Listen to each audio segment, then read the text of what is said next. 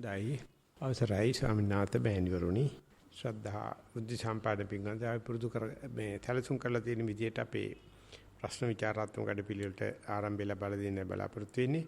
අපි ඉස්සලා පටන් ගමු මෙහි ඉදිරිපත් වෙලා තියෙන ප්‍රශ්න ඊට පස්සේ Zoom තාක්ෂණයට ලැබිලා තියෙන ප්‍රශ්න ඒ අනුව සතිವಾರයේ දිගට පවත්වනවා. අවසරයි ගෞරවනීය ලොකු ස්වාමීන් වහන්සේ අපිට අද දින ප්‍රශ්න 4ක් ලැබී තියෙනවා කමඨහන් ප්‍රශ්න. පළවෙනි ප්‍රශ්නය තෙරුවන් සරණයි. ගරුතර ස්වාමින් වහන්සේ අද දවස තුල සතිමත්ව ලබාගත් තොරතුරු මෙසේ සටහන් කරමි. සක්මන් භාවනාව. සිත දෙපා වලට යොමු කරමින් සක්මන ආරම්භ කළා. දෙපා වලට දැනෙන තද සීතල තෙත ගතිය සහ සුළං රැල්ල දෙසද හොඳින් නිරීක්ෂණය කරමින් යන විට ධාතුන්ගේ එකතුවක් මිස වෙනත් දෙයක් නොමැති බව වැටහුණා. ටිකක් සක්මන් කරන විට නිරීක්ෂණයක් නොමැතිව සතිමත්ව සක්මන පැවතුණා. හිස් බවක් ඇතිවිය. සිතවිලිත් නැතුව සැහැල්ලුවෙන් සක්මන් කළෙමි. වෙහෙසක් නොමැත. සතුටින් සක්මන අවසන් කළෙමි. පරයන්ක භාවනාව. පරයන්කයට වාඩි වී හොඳින් කය දෙස බලා සිටියා. කයට දැනෙන ස්පර්ශයන් දෙස සතිමත්ව බලා සිටියා. දෙපා උකුල පිටකොන්ද හිස දෙසත් උදරයේ ස්පර්ශයන් ප්‍රකටව දැනුණා. පිම්බීම සහ හැකලීම. ධාතු මනසිකාරයෙන් ඒ දෙස බලා සිටියා. එක්වරකට ප්‍රකටව දැනෙන්නේ එක ධාතුවක් බව තේරුම් ගත්තේ විටක ගොරෝසුවත් විටක සියුම්වත් හුස්ම රැල්ල වැටහුණා. ඒ දෙසම සතිමත්ව බලා සිටියා. සිතුවිලි නැතිව ගියේ දෙපා වල සහ දෑත්වල තද ගතියක් දැනුණා. ධාතුන්ගේ ක්‍රියාකාරීත්වයක් කියලා හුස්ම රැල්ලටම හිත යොමු කළා. එයත් ඇතිව නැතිව යනවා දැනුණා. එකවරම හිස් තැනක හිත නැවතුණා. පැහැදිලි හිස් තැනක්. කයට සැහැල්ලුවක් ලැබුණා. හිතට ප්‍රීතියක් ආවා. ඔබ වහන්සේ දුන් අවවාද මතක් වුණා. ධර්ම දේශනාවෙන් ලබාගත් තොරතුරු ගොඩක් හිතට ආවා. සතිමත්ව නිදහසින් පර්යංකය අවසන් කළා. ගරු ස්වාමින් වහන්සේ මම ලද අත්දැකීම් වල වැරදි නිවැරදි කර ඉදිරියට සතිමත්ව භාවනාව දියුණු කර ගැනීමට උපදෙස් ලබා දෙන සේක්වා. ඔබ වහන්සේගේ අවවාද අනුශාසනා ලැබෙමින් ඉදිරියට යාමට වීර්ය වඩමි. ගෙදර සහ අවට පරිසරය කලබලකාරී වුවත් සෑම දිනකම අලුයම 4 සිට 6 දක්වා භාවනා කරමි. ඔබ වහන්සේ ප්‍රාර්ථනා කරන්නා වූ උතුම් බෝධියකින් නිවන් අවබෝධ වේවා. ඔය තියෙන ක්‍රමයටම ගෙදර ගිහිල්ලා තියෙන කරදර කල්පනා කරන්න එපා. මෙහෙදි තියෙන පුළුවන් තරම් දිගට ඒ ටික කරන්න. ඒ වගේම වගේ ධාතු මනසිකාරයක් හෝ එක වෙලාවට ධාතු එකයි වැඩ කරන්න කියන එක ඒ චින්තාමය ඥාන තියෙන කෙනාට විතරමයි පේන්නේ. ඒ සුත්තමේ ඥාන තියෙන කෙනාටමයි පේන්නේ. ඒ චින්තාමය ඥානය අපේ මුද්ගලීලා ගියොත් ආයෙත් අර තිබුණු විදිහටම යනවා. ඒ නිසා සුත්තමේ ඥාන චින්තාමය ඥාන තියෙන එකට අපි භාවනා ලෝකේ කියන්නේ සූදානම් ශරීරය කියලා. සූදානම් වෙලා ගියොත් පේනවා. නැත්තම් පේන්නේ නැහැ. ඒ නිසා ඒ පරිසරය සූදානම් ශරීරය තමයි අපි භාවනාට කරන අනුග්‍රහය. ඉතින් වැඩමුළුවකදී හම්බෙලා තියෙන අවස්ථාව උපරිම ප්‍රයෝජනට අරන් ඉදිරියට යන්න කියලා කියන්න පුළුවන්. අපි යනවා ඊගාවෙකට. ඊළඟ ප්‍රශ්නය තෙරුවන් සරණයි. අවසරයි ගෞරවනීය ස්වාමින් වහන්සේ. සක්මන් භාවනාව. සක්මනේ වාර කිහිපයක් ගමන් කරද්දීම මගේ සිත පාදයේ ස්පර්ශයේ රැඳී සිටීම සෑම විටම පාහි සිදුවේ.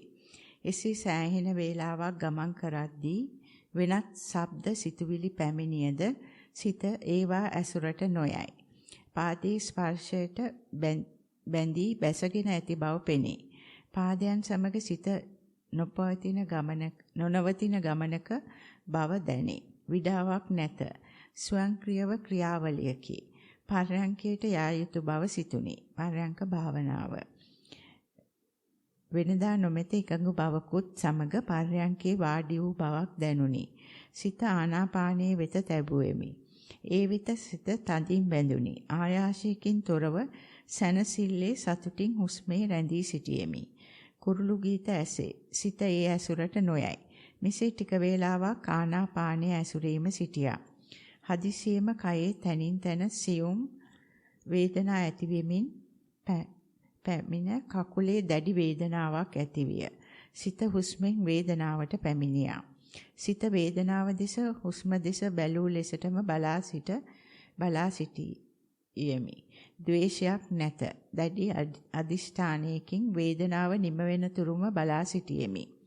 වේදනාව නිමවන විට ශරීරයේ දැඩි දාහයකින් පිරී තිබුණි. නැවත ශරීරයේ පුරා සීතල වතුර වැටුණාක් මෙන් සිසිල් විය. සිත වැඩ නිම කළ හුස්මට පැමිණ ඇත. වෙනසක් නැත. සිතට වෙහිසක් නැත. හිත හුස්මේ පෙර පරිදිම රැඳී ඇත. බලා සිටියෙමි. සිත අසරණ වූ බවක් ඇත. හුස්ම ඊටාම සියුම් වී ඇත. සිත කලබල වී හුස්ම ගැන සෙවීමට මෙන් විය. ධර්ම දේශනාව මතකයට නැගුණි. එදෙස සංසුන් මනසින් බලා සිටියෙමි.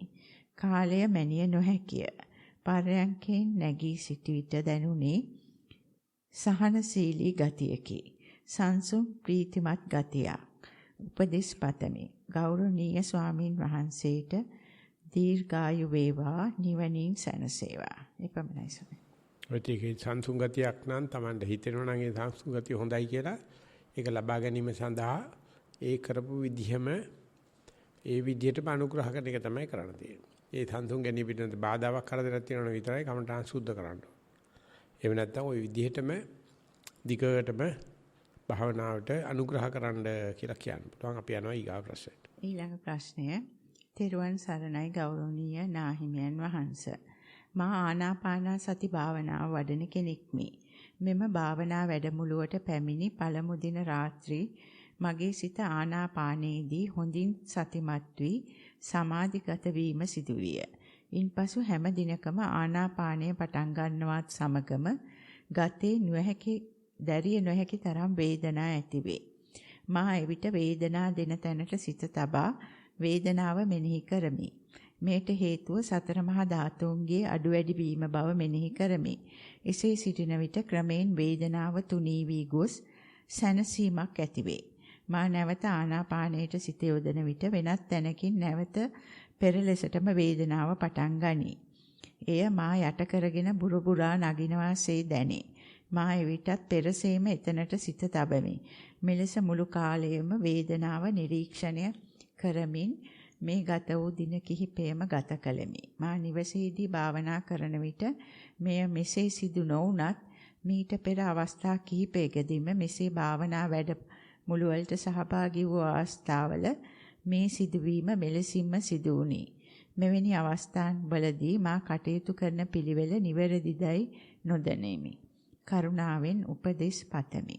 සක්මන් භාවනාවේදී සිත පිට නොගොස් බොහෝ දුරට දෙපෙහි ක්‍රියාකාරීත්වය නිරීක්ෂණය කිරීමට හැකි විය.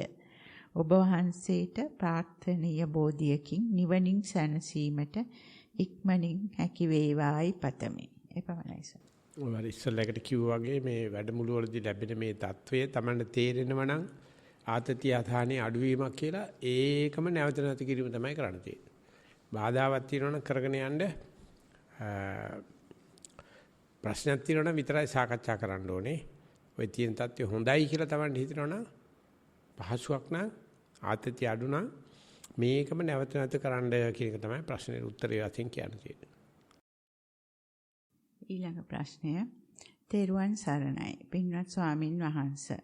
නිස්සරණ ආරණ්‍ය සේනාසනයේ භාවනා වැඩමුළුවකට සම්බන්ධ වූ පළමු අවස්ථාවයි. ධර්ම මාර්ගයට යොමු වී අවුරුදු 11ක් පමණ වෙනවා. මගේ කර්මස්ථානයේ රූප කර්මස්ථානයයි. දිනපතාම උනන්දුවෙන් දෛනික සතිය පවත්වමින් භාවනා පුහුණුවීම් සිදු කරන්නෙමි.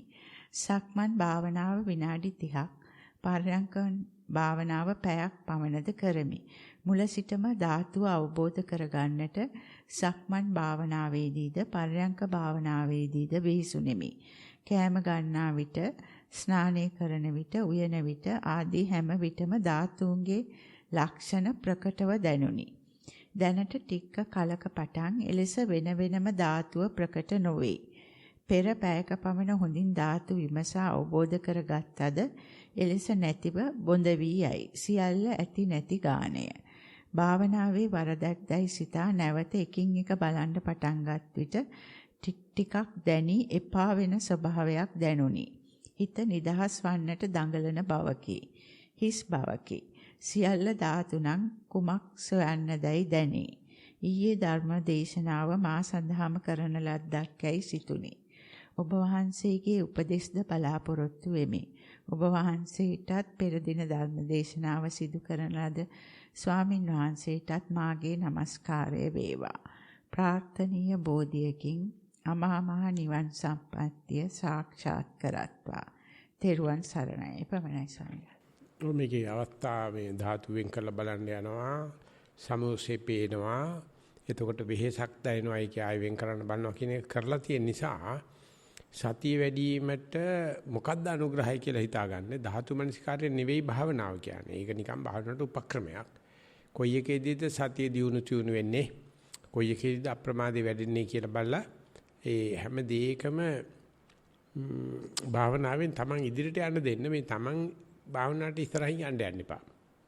භාවනාවට යන්න අරින්න. එතකොට ওই ක්‍රමේ තමයි තමන්ටම පහසු ක්‍රමේ වැටෙන්න ඉඩ තියෙනවා. ඒ නිසා කරන ගමන් පහසුවක් තමයි බලන්න තියෙන්නේ. එන්න ආතති කරන්න එපා. මේ අමෝරාවෙන් කරන්න යන්න නැතුව භාවනාවට සතියට ධාතු මනසිකාරයට ඉස්සර වෙන්න දෙන්න කිව්වනම් ඒක තමයි කියන්න තියෙන උත්තරේ. ලිඛිත ප්‍රශ්න එපමණයි. කාට හරි ප්‍රශ්නයක් තියෙනවා නම් අහන්න පුළුවන්. එහෙමනම් ස්වාමීන් වහන්සේ ප්‍රියංකා සූම් තාක්ෂණය ඔස්සේ ඇවිත් තියෙන කමඨහන් ප්‍රශ්න අහන්න පුළුවන් දැන්. ගෞරවනීය ස්වාමීන් වහන්සේ අපිට සූම් එකේ ලිඛිත ප්‍රශ්න 3ක් ලැබිලා තියෙනවා. රාජිකා ඉන්නවා ඒ ප්‍රශ්න ඉදිරිපත් කිරීමට. හොඳයි. අවසරයි ගෞරවනීය ස්වාමීන් වහන්සේ. හොඳයි. ලැබිලා තියෙන පළවෙනි ප්‍රශ්නේ අවසරයි ස්වාමීන් වහන්සේ. සක්මන පියවර 40ක් පමණ සිදු කළා. ඒ සම්පූර්ණයෙන්ම පාද පොළවට සිටින පරිදි එක් අවස්ථාවක සිමෙන්ති පොළවේ එක් කකුලක් මදක් ලිස්සා ගියා. ඉන් සද්දයක් මතුවුණා ඇසුණා. තවත් විටක එක් කකුලක මහපට ඇඟිල්ල අසල කොටස එසවි කකුලේ ඉතුරු හරිය පමණක් බිම ගෑවුණා. එක දිගට ආපසු හැරෙන තුන් පාරකදීම අත බිත්තියේ හැපුණා. ඔරලෝසුවේ තප්පර කටුව වැඩි යන හඬ ඇසුණා. ඒ කිසිවක් සක්මනට බාධාවක් කරගත්තේ නැහැ. පර්යංකය. බුදු පිළිම වහන්සේට වන්දනා කර පුටුවේ වාඩි වී දෑස් පියාගත්තා. කකුල් බිම ගෑවෙන ආකාරය, දෑත් තිබෙන ආකාරය සිහිපත් වුණා. හුස්ම දෙස බලා සිටියා. සැමියා ගොරවන හඬ, ඔරලෝසුවේ හඬ, වාහන හඬ ඇසුණත් හුස්ම දෙසම බලා සිටියා. අමුතු ගඳක් දැනුණා. හූනෙක් මැරී ඇතැයි සිතුණා. ඇස් ඇර බැලීමට සිතුණා. ප්ලග් එක දෙස බලා නැවත දෑස් පියාගත්තා. එවර නහයෙන් හුස්ම ගැනීම හෙලීම දැනුනේ නැහැ. උදරයේ සිට උගුරට ඇඟ ඇතුළ උස් පහත් වෙන අයුරු දැනුණා. ඉදිරිය සඳහා උපදෙස් ලබා දෙනු මැනවි. තව කොටසක් තියෙනවා ස්වාමීන් වහන්සේගේ අටින් ආයෙ ලියලා තියෙනවා. ඇතිවන කෝපය ක්ෂණිකවම පාලනය කිරීමට සිතුවිල්ලක්වත් නැතුව කෝප පොළවේ ගසා පිට කරමි. උපදෙස් ලබා දෙනු මැනවි. තෙරුවන් සරණයි ස්වාමීන් වහන්සේ. වාර්තාව අවසන් ස්වාමීන් වහන්සේ. ඔය ඊවට කඩේ තියෙනවා ලාභ කෝප්ප. ඒව ගැන බාග පිටි උඩ තියලා වතුර පුරලා තියන්න කියලා තියෙනවා. තර ආවම කෝප්පයක් පොළවේ ගන්නවා. ඒකට අර ගෙදර ඉන්න අයටත් තේරෙනවනේ. ඉතිවට ගණන් ඒව තියන්න එපා. ඉතින් අර එක්කෙනෙක් කිව්වා ඒ ජෝඩුව දෙවෙනි නෝනා. ඒ ජෝඩුව ගිහලා මට කේන්ති ගිහිල්ලා තියෙන්නේ කියලා. ඉතින් මහත්තයා ඒකට ගහන රේඩියෝ එක පොළවේ කිව්වා. ගැව්වා. ඉතින් ගැහුවට පස්සේ මහත්තයා කියන බයන්න මේ ගෑනට කේන්ති ගිහිල්ලා රේඩියෝ එක පොළවේ. ඉතින් මේ ගෑණි කිව්වා මම ඔයයින් අහලානේ ගැහුවේ. ඒක ගහන්න කිව්වනේ. ඉච්චරයි. මොකද්ද ප්‍රශ්නේ? අනිත් එක මගේ රේඩියෝ එකක්. මොකද්ද ප්‍රශ්නේ? ඊ වගේ ලාභ ඔය තියෙනවා ඒවට මැටි භාජන තියෙනවා. ඒව ගැන තියාගන්න. ඒක කිසි ප්‍රශ්නයක් නැහැ. ඉතින් ඒවා නැත්තම් මෙහෙට කියන්න අපි ඔයලා දෙන්න. හොයන්න පුළුවන්. මොකද අපි මැටි කර්මාන්තේ කරන්න බලාපොරොත්තු වෙනවා. ඔය පොඩි ළමයින්ට කියලා හදලා දෙන්න පුළුවන්. ඒවා මේ පුච්චන්න නැතුව ගන්න පුළුවන්. වියදමක් යන්නේත් නැහැ. ඒ නිසා ඒ වගේ කෙටි ක්‍රම තියෙනවා. මේ එතකොට තේරෙනවා ඒ කේන්තියන්ට වැඩි ඒ වැඩි හරි ලාභයි. අනිත් එක හරි ජොලියකුත් තියෙනවා. මේ ඉන්න කට්ටියක් දැන් hina වෙනවා. කෙටි ක්‍රමේ කෝපේ වෙනකොට කෝපයක් උඩ කරනවා. ඉතින් වගේ ඉස්සරහට යනකොට තේනවා ඔය අපි කරන හැම දෙයකටම විකල්පයක් තියෙනවා. අපි අර මොට්ට වෙලා මෙට්ටහි වෙලා එකම ක්‍රමයට යනකොට තමයි ඔය ජීවිතේ හරිම කාලකන්ණි. ඒක වෙනස් කරලා කරන්න කරපුවාම ලොකු භාවනාවට තියෙන අන්තික බෙදා හදා ගන්නත් පුළුවන්. ඉතින් මේ විදිහට ඉදිරියට යන්න තමයි අපිත් මේ බලාපොරොත්තු වෙන්නේ කරගෙන යන්න. හොඳයි අපි යනවා ඊගා ප්‍රශ්නෙට. එහෙමයි ස්වාමින් වහන්සේ දෙවෙනි වාර්තාව තෙරුවන් සරණයි. ගරු ස්වාමින් වහන්සේ. සක්මන් භාවනාව. සක්මන සතිමත්ව සිදු කළා. විලුඹේ සහ ඇඟිලිවල ස්පර්ශය ගොරෝසු ලෙස දැනුණා. සක්මන નિરાයාසයෙන් වන බවක් හැඟුණා.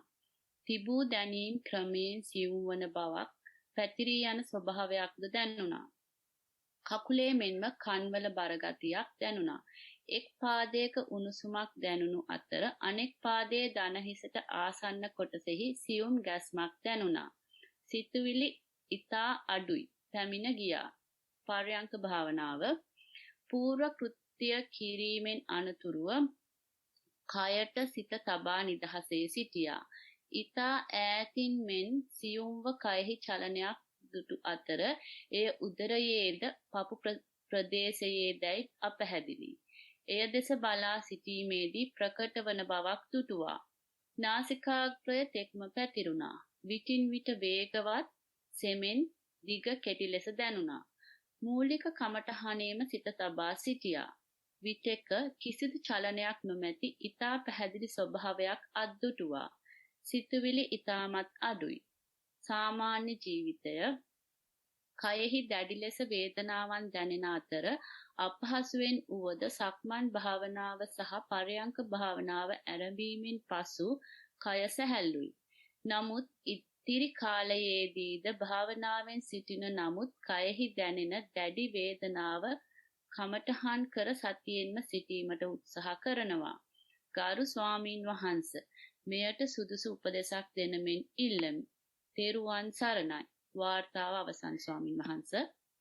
ඔය ඒකට කයේ දැනෙන දරත පරිලාහ එවන්තන් අපි කියනවාට පැමිණි දුක් කියලා. ඒ පැමිණි දුක් පැමිණි කියන්නේ ඉන්න ගියාම දවස පුරාම සතියෙන් තමයි.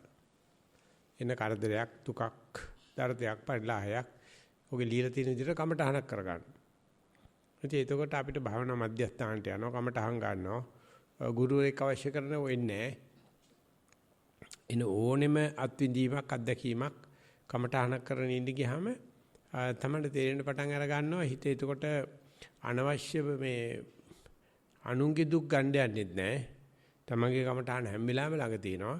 පැවිදි අතරම කමටහන ඉන්න පුළුවන්. ආන්නේ විදිය උපක්‍රමයක් දාගන්න. එතකොට ලැබෙන සාන්තිය කියලා නිම කරන්න බෑ. එහෙම අරමුණක් නැති කට්ටිය තමයි අනුන්ගේ දේවල් හොයා කරදර වෙන්නේ. ඒ නිසා පැමිණි දුක් පැනිරහයි කියලා සිංහලයි කියවනක් තියෙනවා. අන්නේ විදියට කටයුතු කරගෙන යන්න කියලා කියන්න පුළුවන්. එහෙමයි ස්වාමීන් වහන්සේ. තුන්වෙනි වාර්තාව අවසරයි ස්වාමීන් වහන්සේ. සක්මන් භාවනාව. අඩි 24ක් දිග ලනුපැදුරේ එක් කෙළවරක සිට මනසින් කය දෙස බලා සක්මන පටන් ගතිමි. පළමුව වම දකුණ ලෙස මෙනෙහි කරමින් සක්මන් කර ඔසවනවා, ගෙන යනවා, තබනවා වශයෙන් සක්මන් කරන්නට වීමි. එවිට දෙපතුලේ ධාතු ලක්ෂණ වරහන් ඇතුලේ උණුසුම හිරිවැටීම වරහන් වහලා දැනෙන්නට ඌ නිසා මෙනෙහි කිරීම නැවතී ගියේය. දැන් සක්මන කෙරෙහි සිත සතිමත් වී ඇත. වම් යටිපතුලෙන් දකුණු යටිපතුලටත් දකුණු යටිපතුලෙන් වම් යටිපතුලටත් සිත දෝලණය වෙයි. සක්මන වාර එක තරමක වේගයකින්ද නැවත අඩු වේගයකින්ද සිදුවන බව දැනේ. අවට පරිසරයේ නැගෙන කුරුළු හඬවල්, වාහන ශබ්ද, වෙනත් ලොකු කුඩා ශබ්ද හොඳින් ඇසෙයි. එහෙත් සක්මනේහි පවතින සතිමත් බව ඉන් ගිලිහි නොයයි. ශබ්දවලට සිත යයි. නැවත ක්ෂණයකින් අරමුණට පැමිණෙයි. ඒ බව දැනෙන්නේ යටිපතුල ලනුපැදුරේ ස්පර්ශවන බවත් ඇඟිලි හිරිවැටි ඇති බවත් දැනෙන බැවිනි. සිතුවිලි පැමිණියද ඒවාද ඉක්මනින් නැති වී යයි.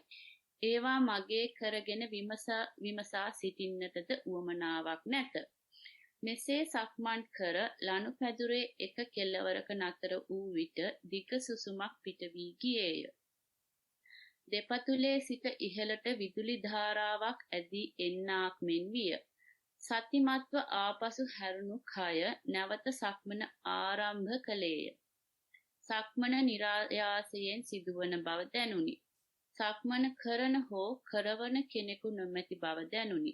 මෙසේ විනාඩි 35ක් පමණ සක්මන් කොට පර්යංකයට ගියෙමි. පර්යංක භාවනාව. සුපුරුදු පරිදි අර්ධ පර්යංකයෙන් බිම වාඩි වූයෙමි. වාඩි වී සිටි ඉරියව්ව අපහසුවකින් තොර බව වටහා ගතිමි. හිස සිට දෙපතුල දක්වා මෙනෙහි කර සිත සංසුන් කර ගතිමි. ආධුනික මනසකින් කය දෙස බලා සිටින විට හුස්ම රැල්ල ප්‍රකට විය. එය කලබලයෙන් තොරව සංසුන්ව නාසයට ඇතුළු වී පිට වී යයි. එය හොඳින් ස්පර්ශ වනුයේ නාසයේ අගත් උඩ තොලත් අතර ප්‍රදේශයටයි. එය මට වැටහුණේ එම ප්‍රදේශය හිරිවැටි හෝ රත් වී හෝ ඇති නිසාය. එතන කැපිලා තියෙන ස්වාමීන් වහන්සේ ඒ වාක්‍ය පේන්නේ නැහැ. ඒ පෙළි පේන්නේ නැහැ. බවත් සමහර ඒවා කෙටි බවත් ආශ්වාසය අවසානයේ හිස් අවකාශයත් ප්‍රාශ්වාසය අවසානයේ හිස් අවකාශයත් හොඳින් වටහා ගතිමි. මේ අතර නොයෙක් සිතුවිලි කෙරෙහි සිත පිටතට ගිය අවස්ථා විය. එසේ පිට ගොස් නැවත අරමුණට පැමිණෙන හැම විටම අරමුණ සියුම් වී තිබින. දෙතුන් වරක් එසේ සිදුවිය. වරින් වර සිත පිට යයි. ක්ෂණයකින් පැමිණේ. එය දැනගත හැකි වූයේ සියුම් වූ අරමුණ නිසායි. නොදැනුවත්වම පිටතට යන හිත ආරාධනාවකින් තොරවම නැවත පැමිණෙන බව දැන සිටියෙමි. මෙසේ ආනාපානය දෙස සතිමත්ව බලා සිටින විට ක්‍රමයෙන් එය ආශ්වාස ප්‍රශ්වාස වෙන්කොට හඳුනාගත නොහැකි තත්ත්වයකට පත්විය. තවත් වේලා එසේ ගත කරද්දී ආනාපානය නොදැනීම ගිය අතර සිතට සියුම් සතුටක්ද ඇතිවිය. දැන් ආනාපානය නොදැනී ගොස්ය. අවට කුරුඩු ශබ්ද, වාහන ශබ්ද, මිනිස් කටහඬවල් ඇසෙයි. එහෙත් ඒවා ශබ්ද පමණය. වැඩිදුර විස්තර සෙවීමටද අවශ්‍යතාවයක් නැත. සිතුවිලිද පැමිණේ. ඒවා හඳුනා ගැනීමටත් පෙර ඇති වී නැති වී යයි. විස්තර කිරීමට නොහැකිය. කයේ වේදනා කිසිවක් නැත. කය තිබෙනවාදැයි නොතේරේ. සිත විවේකීව ගත කරයි. මෙසේ පැයක් පමණ සතිමත් වූ මා ඉන් නැගී සිටියේ ඊටාම සංසුන් වූ මනසකින්.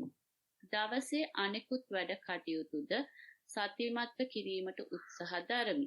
ඔබ වහන්සේලාගේ උපදෙස් පරිදි දවසට දෙවරක් සතිමත් බව පුරුදු කරන්නේ වසර 3ක පමණ කාලයක සිටයි. භාවනාවේ අඩුපාඩුකම් සකස් කර ගැනීමට ඔබ වහන්සේගේ කාරුණික උපදෙස් ගෞරවපූර්වකව ඉල්ලා සිටිමි. ඔබ වහන්සේට සම්මා සම්බුදු සරණයි. සංවිධායක මණ්ඩලයටද එසේම වේවා. වාර්තාව අවසන් ස්වාමීන් වහන්සේ. මේක ඇත්තටම අවස්ථා 3කදී නැත්නම් 4කදී වගේ හිත පිට ගිහිල්ලා ආපහු ආවිල්ලා පදිංචි වෙච්ච තැන ගැන බොහොම සජීවීව සටහන් කරලා තියෙනවා. ඉතින් හිත පිට ගිහිල්ලා නැවත අරමුණට එන හැම වෙලාවෙම හිත අලුත් වෙනවා. ජීවිතේ තිරියම් වෙනවා. ඉතින් ඒ නිසා පිට යෑමේ ඇති දෝෂයක් නැහැ. ඇවිල්ලා පිට ගිය හිත නැවත ඇවිල්ලා අරමුණට ආපු බව දැනගන්න තරමට මේ හිතේ උනන්දුව තියෙනවනම් ඇත්තටම පිට යන එක හොඳයි කියලා කියන්නේ. ඉතින් ඒක මේකේ ලියවිලා තියෙනවා.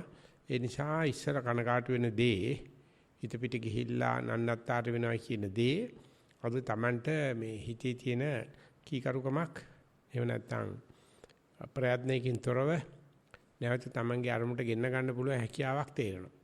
ඔක ඉස්සරහට යනකොට ඒක ඉබේම සිද්ධ වෙන්න පටන් ගන්නවා. ඒකට පිට ගියත් එකයි ඇතුලේ හිටියත් එකයි කියන දැනට එන්න පුළුවන්. එතන තමයි එන්න හදන්නේ.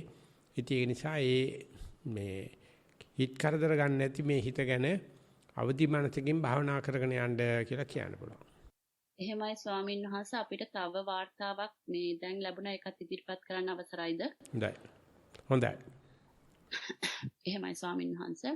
Most venerable Bhante, yesterday in my Kamatahan clarification, Bhante asked me to look at Kusala Vitarka and Akusala Vitarka with the Samasita. Yesterday evening, when doing a Paryankaya, I felt I had Samahita towards the unknown place as well as when I was in thoughts.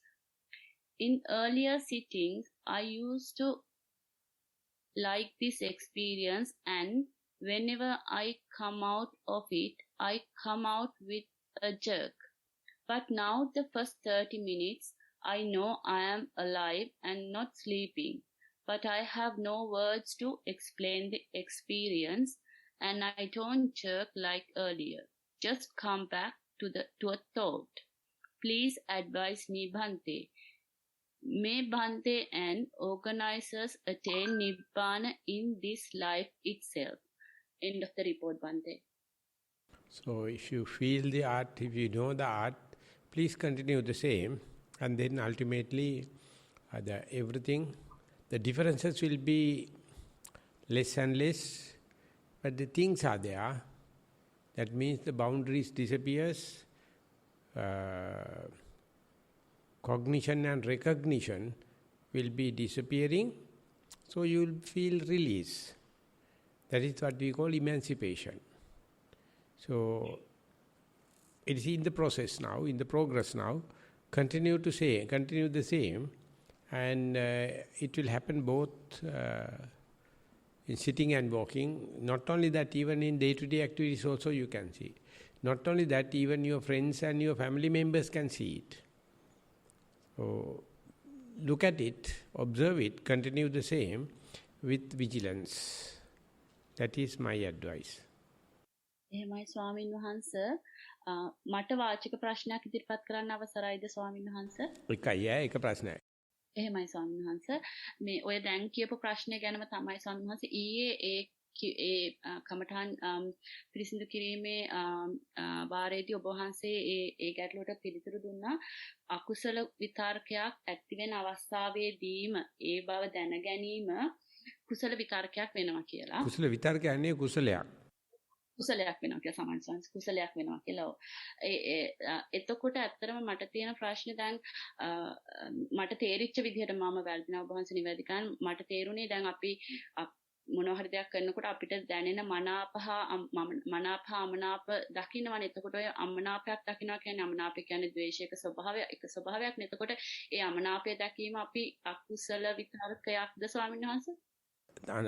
අකුසලයේ වශයෙන් දකින්නවා නම් කුසලයක්. එතකොට ස්වාමීන් වහන්සේ දැන් සමහරලාට මට මේක පෞද්ගලිකව තියෙන ගැටලුව මට දැන් සමහරලාට තේරෙනවා මට දැන් ඔන්න අමනාපයක් එනවා කියලා මොනවා හරි දෙයක් නිසා දැන් මම ඒක අමනාපය වශයෙන් දකිනවා. හැබැයි දැන් ඒක කිසි ගැටලුවක් නැහැ. මට ලොකුවට ගැටලුවක් නැති වුණාට මට නිකන් අර මොකක් නිකන් ඇනුම් පදයක් වගේ නිකන් කියන්න හිතෙනවා. නෝකාඩුවක් වගේ මොකක් හරි කියන්න හිතෙනවා. සමහරලාට මම එහෙම කියනවා, සමහරලාට කියන්නේ නැහැ. හැබැයි දැන් එහෙම කිව්වොත් දැන් ඒක අමනාපයක් කියලා දැකලා මම ඒක කිව්වොත් ඒකෙන් මම ආයේ සංස්කාර රැස් කර ගන්නවද කියන වගේ ගැටලුවක් මට නිකන් ආවා ඊයේ ඔබ වහන්සේට මටත් කියන්න දෙකක් කියන්න හිතෙනවා. මට දැන් කියන්නේ නැහැ මම උඹට. එච්චර තමයි මටත් කියන්න තියෙන්නේ. මටත් දෙකක් කියන්න පුළුවන්. මම දැන් ගා ගන්නෑ. ඒ පරණ දැන් මචං පැවිදි වෙලානේ, දැන් මචං පවුල් වෙලානේ, දැන් මචං එහෙම බෑනේ පවුල් වෙලානේ කියලා කියන්නේ නැතුව නිකන් ඉන්න. මොකද උඹලට කියලා වැඩක් නැහැ. එනිසා මං හරිය දිනුනුයි දැන්. තේරෙනවද උඹට? ස්වාමීන් වහන්සේ අපිටත් දිනු වෙන්නේ පොඩ්ඩක් ඒක විස්තර කරන්න පුළුවන් ස්වාමීන් වහන්සේ. දැන් කන රත් වෙන්න ගහන්න තිබුණා ළඟ හිටියා නම් ළඟ නැති නිසා මට කරන්න දෙයක් නැහැ. මාත් දැන් කියලා වැඩක් නැහැ නේ. ඉතින් කරපුන්නේ කියන්නේ කයි. උඹටත් ওই ටික වෙනවා. බලපන් ওই ටික නොවුනොත් එහෙම. එහෙමයි ස්වාමීන් වහන්සේ බොහොමත්ම පිං ස්වාමීන්. නාකිත් හරියට තෙයි කාටත් ওই ටික වෙයි කියලා නාකි වෙනකොට ඕක තමයි වෙන්නේ. කියලා වැඩක් නැහැ නේ. කොච්චර කිව්වත් ඔබ දාලා කිව්වත් ඒකම නම් කරන්නේ. අකුසල විතක්ක නෙමෙයි තරහ තමයි. නොකිය නිකන් ඉන්නවා දැක්කේ නෑ වාගේ. ඉතින් හිතෙන්නේ රහත් වෙලයි කියලා. රහත් නෙමෙයි කිව්වට වැඩක් නැත්තම් කලිය පුණින් නබලන. ආය වතුර වක්කල වැඩක් තියෙනවා. දැන් රාජිකත් ඒ ලයිස්තුවේ වැඩෙනවා. උඹ ඔය ප්‍රශ්න වැඩි පුරන්න આવොත් එහෙම. එහෙමයි ස්වාමීන්. ඒ නිසා මොකද්ද කරන්න තියෙන්නේ? ප්‍රශ්න ඉවරයි ස්වාමීන් වහන්සේ. ආන්නේ ඒක තමයි හෙන්දම වැඩේ. ප්‍රශ්න ඉවර නම් ඔන්න රාජිකත් ඉවරයි. ඒතකොට මාත් ඉවරයි. ඔය ප්‍රශ්න තිබ්බොත් තමයි වයියෙන් කතා කරන්න හිතෙන්නේ. ප්‍රශ්න අහන්න හිතෙන නිසා ප්‍රශ්න තිබුණාට අහන්න නැතුව නිකන් හිටපන්. උත්තර තිබුණාට උත්තර දෙන්න නැතුව නිකන් හිටපන්. හොඳයි. එවනම් අපි සතිವಾರයේ මෙතනින් સમાપ્ત කරනවා. පේන හෙට එකට තමයි නැවත හමු වෙන්නේ ප්‍රශ්න ධර්ම දේශනාවක් සඳහා. ඉතින් මේකට සම්බන්ධ වෙච්ච සියලු දෙනාටම තෙරුවන් සරණයි.